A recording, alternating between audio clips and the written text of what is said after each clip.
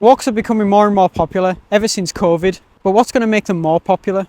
How about a splash of the supernatural?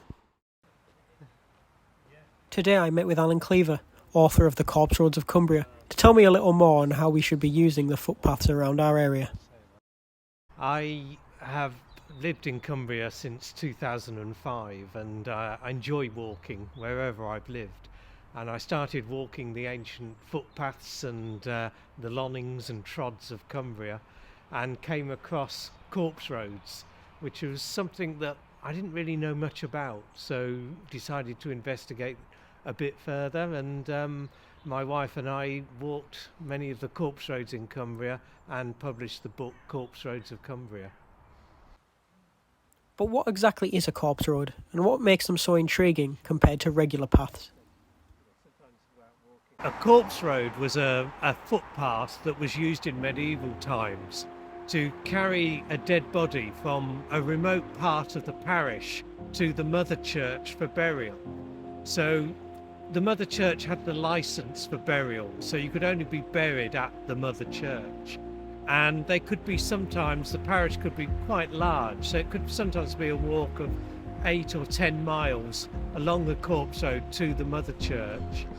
What happened then eventually is that the remote villages and parishes started to petition the bishop to say, can we have our own graveyard? We're fed up carrying dead bodies over the fells in snow and the heat of summer.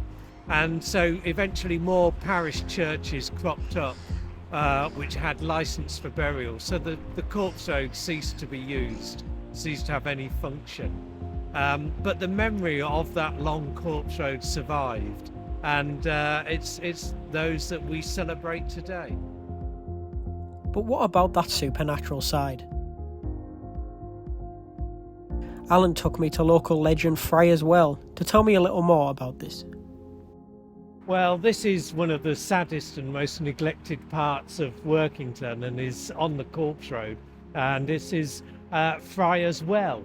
And there's a legend here about a friar being murdered for his money and the body being pushed into the well.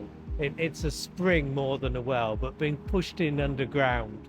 And the locals eventually noticing that their water didn't taste quite as sparkling and clear as it used to be, and then finding the body of the friar in the well, and it's supposed to be his ghost that still haunts the spot. I mean, it's a great shame when you see the sort of litter and the way that the countryside is often not looked after along this corpse road.